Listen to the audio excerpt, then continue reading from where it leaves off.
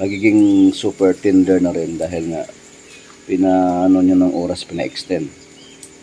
Actually, masarap yung medyo lata yung laman sa ilalim kasi napakalambot. Super tender. Kaso lang, pag i-commercial mo yan, ibibenta mo yan per kilo, matatalo ka sa, sa risiko.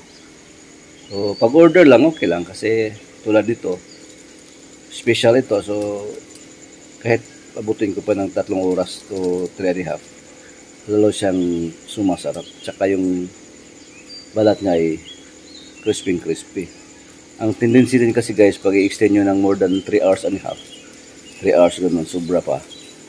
Pag hindi kayo marunong mag-control yan sa apoy, lumalambot siya lalo pag lata na yung ilalim, ng super cook na talaga yung sa ilalim.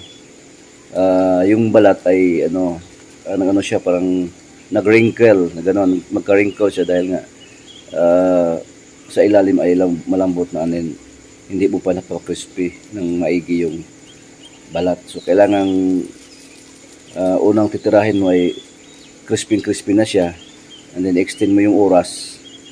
So dahil sobrang crispy na yung balat, kahit na umabot pa siya ng 3.5 hours o kahit 4 hours, basta crispy na yun, hindi na yun matibag yung balat niya na super crispy. Manatili pa rin siyang crispy hanggang maluluto, and then sa ilalim super lambot and yummy.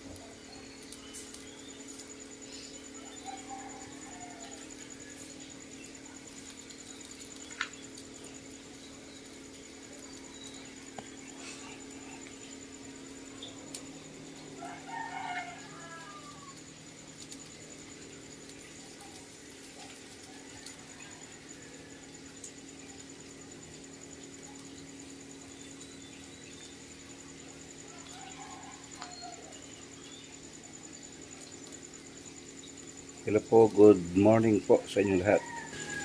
It's 4 o'clock in the morning here in the Philippines at nagluto po tayo ng lechon belly. Order po ito guys. Pledge ko sa ating mga kapatiran. Special po ito. Tingnan nyo yung the way how I cook. Gamit natin ngayon ay kahoy kasi sa napakadami nating kahoy. Ito yung gamit ko ngayon. Palakas ng apoy. Ito yung kahoy natin guys. Ayan, sa gilid. Yan ang mga kahoy. Kaya hindi na natin yung uling. Kahoy na mismo yung ginagamit natin sa pagluluto. Mas mahirap to magluto using kahoy guys, pero napakasarap ng luto nito. Super crunchy ang balat. Karamihan kasi nagluluto uling lang. So pag magluto ka ng kahoy ay mahirap pag hindi mo kabisado at hindi mo tansyado yung distansya. Kasi ang lechon nyo ay mamumulaklak, mapuno ng mga bulutong. Kaya mayroong technique din. Madali lang naman pag-aralan nyo, mga ilang luto muna saka nyo ma-perfect. Ngayon ito yung gamit natin. So mapansin nyo ang layo ng distansya. Pag sa uling, malapit din yan. So actually, depende yan sa lakas ng inyong apoy. So kasi gusto kong maging super crispy, nilakasan ko ang apoy at kasi sobrang lakas at daming nilagay ko ng panggatong, nilalayuan ko muna. And then pag medyo humina na yung apoy, babalik din naman natin. Yan. Kita niyo yung mga malaking kahoy sa gilid. Sa banda dito malapit sa baboy, yun ang nagiging uling. Yun ang ipapalapit natin pag medyo humina na yung apoy. Super ganda ng guys, super ganda ng crispy ng balat kung magka-apoy talaga yung pagluluto nyo. Kaso lang kailangan mo ng malaking area. Hindi ito pwede sa natin sa portable na griller. Kailangan ganito na naka steady. Kumbaga ito kasi nasa ginawa talaga natin yung concrete. Tingnan niyo yung natin, set up. Concrete talaga yan, tapos nilagyan ko ng tiles. Ayan. So malaki yan hanggang doon. So yan lang ginagamit natin. So, kung kahoy yung gagamitin nyo, kailangan yung malaking space kasi imagine yung area niya ay kinakovered yung 4 na belly naluluto kung uling yung gamitin natin. Ito since gamit natin ng kahoy, kaya malaki yung area na covered niya. Kailangan ng malaking space pag kahoy kasi yung kahoy, alam niya naman yung apoy biglang lumiyab.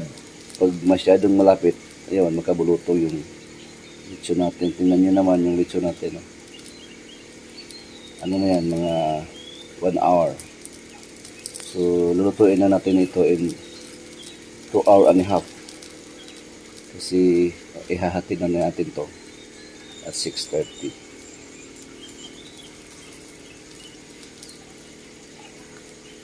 So ano lang ito guys, special edition ito kasi gawin natin super special crispy yung balat nito. Kaya yan ang ginagamit natin. Pero pag marami, yan lang, 3 yan, magkasabay-sabay, magkatabi-tabi, pwedeng lutuin yan sa space na yan. Kaya since maano ngayon, madaling araw, 4 AM, gusto kong lutuin ito in 2 and a half hour lang kasi ang standard talaga natin dito is 3 hours and a half or 3 hours. Ngayon, pag kahoy kasi sobrang lakas ng apoy, mainit, maluluto na ito in 2 and a half hour. Huwag yung masyado ding pasubrahan or overcook guys kasi masyado ding malata yung sa loob.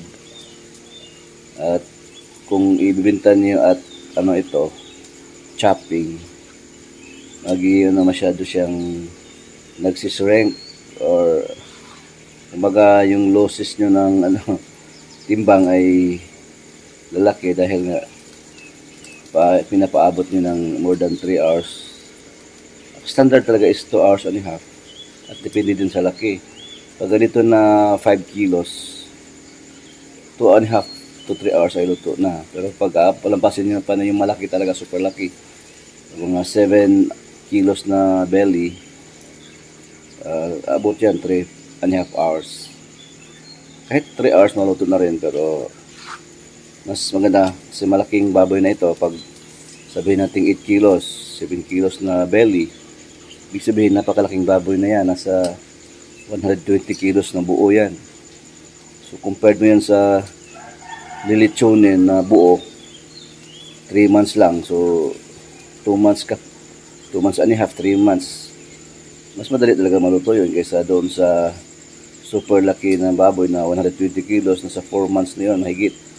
So makapal na rin yung laman, kaya medyo na yun, matagal na yun maluto. So kailangan natin extend yung oras sa cooking time para tapat, tagos doon sa tagos doon sa laman, doon sa pinakailalim, lutong-luto talaga, and then magiging super tender na rin dahil nga nyo ng oras, pina-extend. Actually, masarap yung medyo lata yung laman sa ilalim kasi napakalambot, super tender. Kaso lang, pag i-commercial mo yan, ibibenta mo yan per kilo, matatalo ka sa sa risiko. So pag order lang, okay lang, kasi tulad nito, special ito, so kahit abutin ko pa ng 3 oras to 3 and a half, lalo siyang sumasarap. Tsaka yung balat niya ay crispy. Ang tendency din kasi guys, pag i-extend nyo ng more than 3 hours and a half, 3 hours ganun, sobra pa. Pag hindi kayo marunong mag-control yan sa apoy, lumalambot siya, lalo pag lata na yung ilalim, yung super cook na talaga yung sa ilalim, siya parang nag-wrinkle, na gano'n, magka-wrinkle siya dahil nga sa ilalim ay malambot na, hindi mo pa napaka-crispy ng maigi yung balat. So kailangan unang titirahin mo ay crispy na siya, and then extend mo yung oras. So dahil sobrang crispy na yung balat, kahit na umabot pa siya ng 3 hours and a half o kahit 4 hours, basta crispy na yun, hindi na yun matibag yung balat niya na super crispy. Manatili pa rin siyang crispy hanggang maluluto, and then sa ilalim super lambot and yummy. Okay guys, so magandang araw po sa inyong lahat ulit. Maraming salamat sa inyong pag-subaybay ko nitong super short na ating video na nakafocus lang doon sa pagluluto ng ating special lechon belly. Maraming salamat sa inyong panonood, at sana po ay nakilikin natin yung ibang video natin. Meron tayo doong mga iba pang mga videos na mapakinabangan sa hanap buhay, lalo na yung ating lechon manok, liempo, at saka ito lechon belly. And then yung guys, yung dress chicken natin, panoorin nyo rin ito yun kung gusto nyo ng magandang business at willing kayong everyday super kayo talaga. Subukan nyo dress chicken, maganda rin ang kita. Marami din tayong mga kaibigan na nagsasuccess sa business na dress chicken. Marami na rin mga yumayaman dyan na dress chicken. Kahit tanongin mo pa yung mga nagbibinta na mga dress chicken sa mga public markets sa mga lugar nyo, titignan nyo mo yung status nila, medyo umangat sila sa buhay. Kaya yung mga naghahanap pa ng anong magandang negosyo, yan maganda dahil ulam yan eh. So walang dinaig sa negosyo na pagkain, lalo na yan manok, dress chicken, yan ay everyday use, basic commodities yan. Halos lahat na tao na kumakain, including Muslims. Unlike doon sa baboy, hindi kumakain ng pork yung kapatid natin na mga Muslim. So, chicken, madali lang i-start, konting kapital, pwede na kayo mag-start sa negosyo na dress chicken. Okay guys, yun lang muna. Maraming salamat sa iyong panonood at magandang araw po sa inyong lahat. Bye-bye.